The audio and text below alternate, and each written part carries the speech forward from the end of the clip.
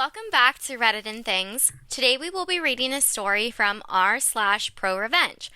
This story comes from u/Bama Fan for Jesus, and it is entitled, My Grandmother Put Greedy Preachers in Their Places Twice Even After She Died.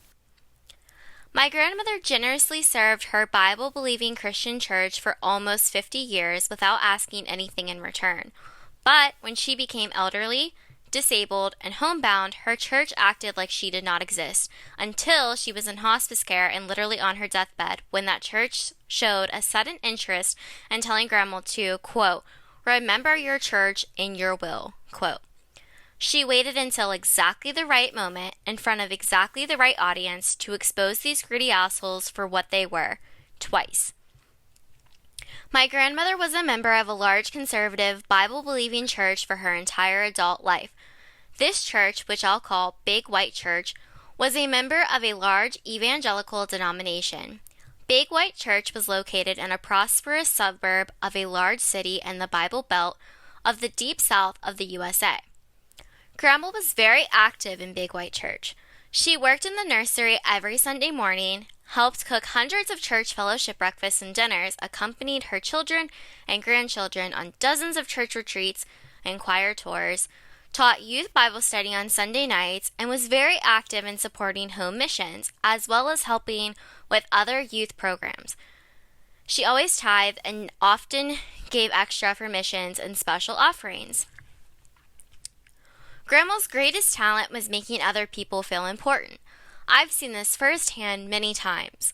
Although I belonged to a different church, I often visited with Grandma, and when I did, I usually went to Big White Church functions with her. I've seen her single-handedly cook breakfast for dozens of Big White Church youth, a task which took over 2 hours, even in the church's large kitchen. Then, after the meal, she asked the group for a round of applause for the high school student leader for, quote, doing such a great job of organizing the prayer breakfast, quote.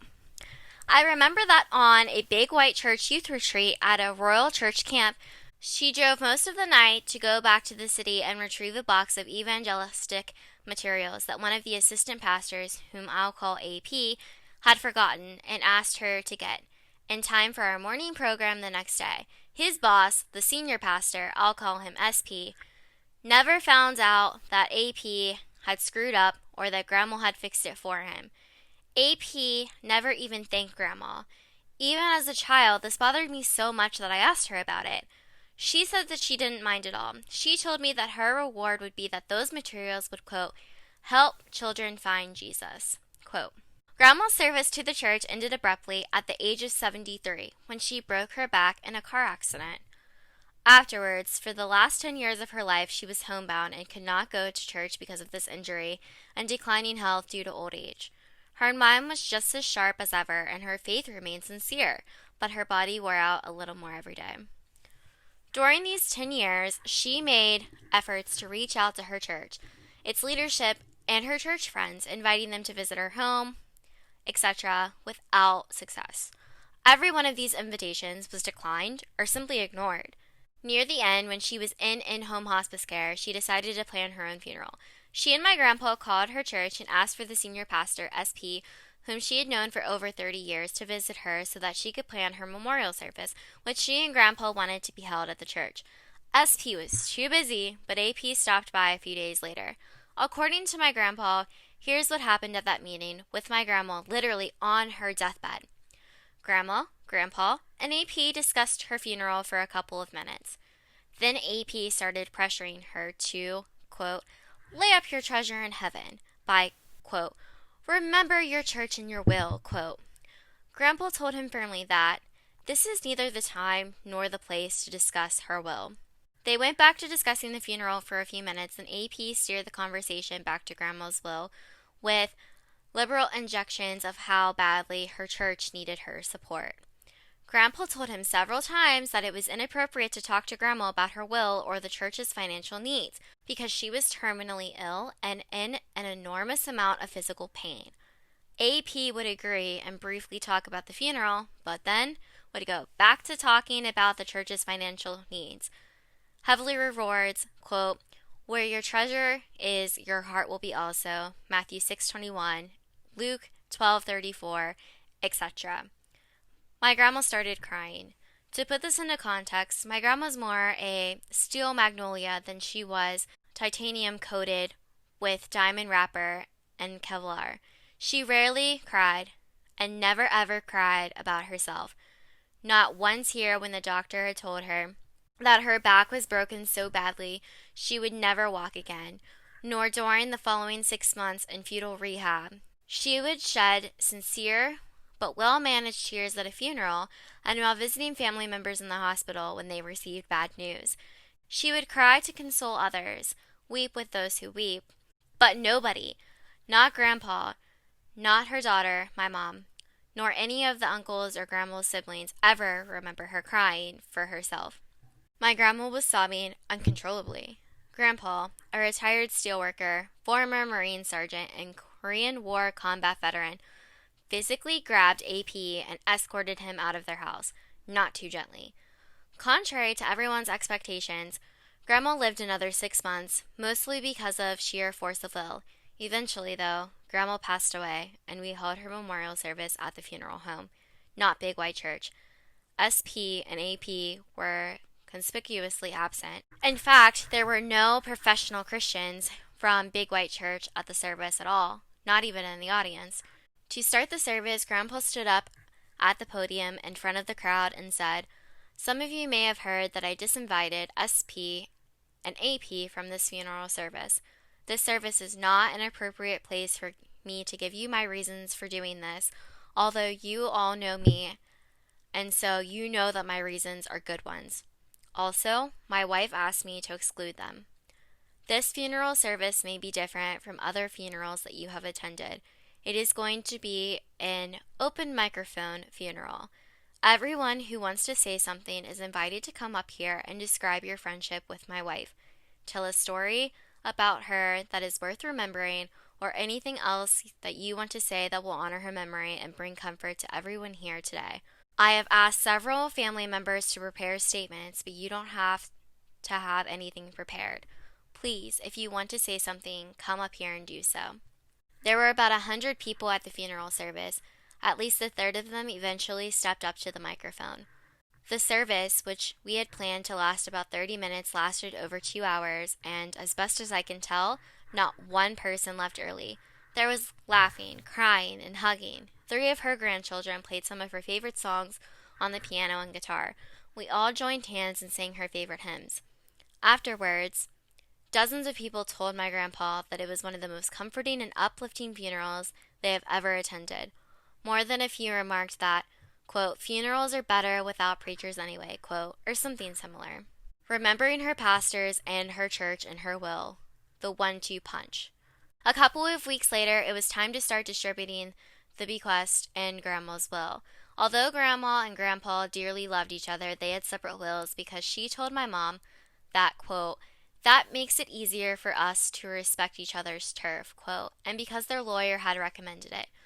Nobody thought that my grandparents were wealthy. They had lived in the same small but charming house in a prosperous, well-maintained suburban neighborhood for the past 50-plus years, and had worked hard and lived modestly. But it was rumored that they had a very nice nest egg. Of course, there is no legal requirement for anyone to attend, quote, "the reading of the will," quote, or to even have a reading. Most telecommunications and near universal literacy have made this quaint custom practically extinct.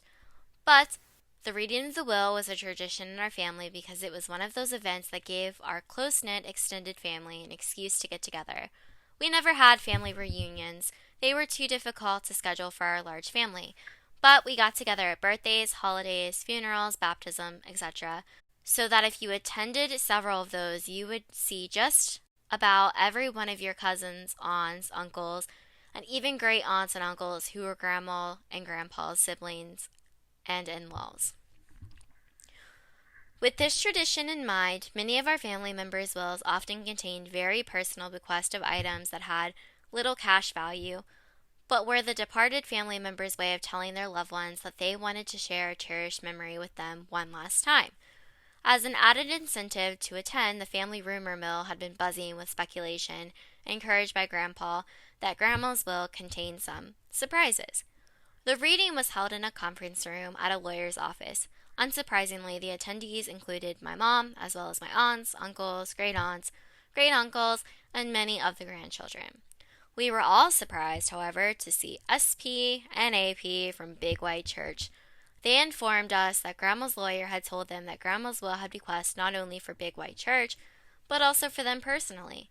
Maybe it was just our imagination, but my siblings, cousins, and I couldn't help but noticing that these preachers appeared to be actively salivating over their good fortune at Grandma's generosity. Grandma had a large family, so a sizable number of beneficiaries were named in her will. The lawyer's conference room was a bit smaller than an average middle-class living room. Extra chairs had been brought in. Every seat was filled, and people were standing in every remaining space. There was barely space for all of us. Grandma's lawyer suggested that SP and AP sit in chairs which were in the front of the room next to himself. Since there was a large table in the room, this meant that the lawyer and those two preachers were the only ones who were directly facing everyone else. Although the preachers were gratified to be physically next to the center of attention, they did not notice, as well as the rest of us quickly noticed, that these seats made it easy for everyone else in the room to watch them closely, and practically impossible for them to leave the packed to more than overflowing room before the entire meeting was over, because they were the farthest from the room's single door, and there were almost 24 people standing or sitting between them and their only path to escape. The bequests were quite generous, but pretty much what we had expected. Grandpa kept their house, its contents, their retirement accounts, and everything that remained of all the bequests had been satisfied. Children, grandchildren, and several local charities received nice, but not extravagant amounts of money. Several sentimental items were named and given to various friends and relatives. Grandpa was first beneficiary listed in the will, but after him, all of the other bequests were arranged in increasing of worth. They started with sentimental items which had very small cash value. Then each grandchild received several $1,000s. Then each son and daughter, brother, niece, sister, and nephew received a little more. Then several local nonprofits received very nice amounts, etc. Bequests to Big White Church, SP and AP, were almost the last ones listed in the will. They politely listened to the other bequests, but with steadily growing anticipation as they noticed the exponential upward trend in Grandma's largest. When Grandma's lawyer got to Big White Church and preacher's part of the will, he said, "This is a bit unusual, but before I announce these requests to Big White Church, SP, and AP, Miss," Grandma's name, requested that I read the following statement to everyone present. He opened a letter that was written in Grandma's own handwriting. For the past 10 years, not one person from Big White Church has ever called me, come to visit me, or sent me a note to tell me that they cared about me. Not one minister, not one deacon, not one of the church women, not one of the church members who I worked with for all of those years, loved dearly and thought were my friends. I worked very hard for you when you needed me, for many, many years, but when I needed you in your church, you all pretended that I didn't exist. I only got one visit, when I was dying, and invited SP to come to my house and help me plan my funeral. This was my last attempt, after many attempts that I had made over the past 10 years to reach out to my church and pastor, whom I still loved dearly even though they had made it clear that they did not love me. If only I could have my funeral at my church, maybe some of my church friends whom I had not seen in a decade would come to the service to see me one last time. And I know they loved to hear SP preach, so if he preached at my funeral, maybe they would come to my funeral to hear him, even if they would not have come to see me. But SP couldn't find the time to visit me or even call me to tell me whether he was willing to preach at my funeral. AP came by my house, but he didn't want to talk about my funeral. He just wanted me to remember his church and my will, that's all. Just remember his church and my will. It was then I realized that I had allowed my church to break my heart for one last time, but that was the last time, the very last time. AP did not know it when he visited me, but Grandpa and I had already prepared my will long before his visit. which did include a double tie, 20% of my entire estate for what was now my former church, Big White Church. This amount was named the amount an enormous shitload of money, generating muffled wows from many of her heirs, including me. But I got to feeling badly that we had not personally remembered such nice people as SP and AP, so I changed my will to include them by name. While I was at it, I changed the amount of money that I had left to Big White Church to match all of the love that they showed me during the last 10 years of my life, when I was suffering and lonely and no longer able to work my ass off for them for free, like I had done for almost half a century. That is her entire written statement, the lawyer said. Now, let's get back to the bequest in the will. Bequest to AP, 1 cent. Bequest to SP, 1 cent. Bequest to Big White Church, 1 cent. SP and AP sat there looking like someone had just injected a gallon of Novocaine into their jaws. Every one of Grandma's family and friends felt an overwhelming urge to laugh out loud, but we kept quiet because we knew Grandma. We knew she wasn't finished yet. Grandma was simply setting them up for a 1-2 punch. The best was yet to come, and we didn't want to miss it. There is one last bequest, the lawyer continued, for a charity called, which he named and I'll call, Black Charity. Then he paused before naming the amount. Most of us had no idea what Black Charity was, but by the looks on their faces we could tell that SP and AP knew Black Charity very well. Their faces displayed the same expressions of shock, dread, and horror that they would have if the lawyer had said, "This bequest goes to the demonic baby eaters to buy extra large rotisserie barbecue grills and tons of charcoal." Every eye in the room was now fixated on SP and AP. The lawyer, who happened to be my uncle, one of Grandma and Grandpa's sons, let the silence continue a few seconds more. If we had been able to read SP and AP's minds, we would have known the history behind the look on their faces. Black Charity was sponsored by a large black church just a few miles from Big White Church. They ran a free food clothing bank, assistant programs for foster children, home delivery of pre-cooked meals for homebound seniors, legal aid, and other services. A long time ago, Big White Church, which was and still is 100% Caucasian, had provided a few years of financial and other support to Black Charity. Then there was a very bitter breakup, allegedly because of Black Charity practicing social gospel, while Big White Church was practicing true gospel. Big White Church even sued to try to get some of their money back, although the suit was eventually settled and very little money actually changed hands. But this being the Deep South, everyone knew the real reason why Big White Church or any white church would stop supporting a black charity. Those blanks were getting uppity and not staying in their place. Quote, Grandma and Grandpa had seriously considered leaving Big White Church at that time, but they had reasoned that it was better to stay there and teach tolerance by their words and example. They knew they would never persuade everyone, but maybe they could reach some of the youth at their white church and break the generational cycle of racism. Grandma used to tell us, "My church is my mission field." We did not learn the true depth of her statement until after she died.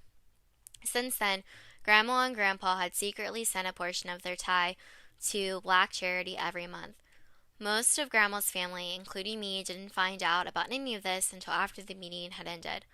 But SP and AP obviously understood what Grandma, by her actions, were more powerful than words, was saying to them.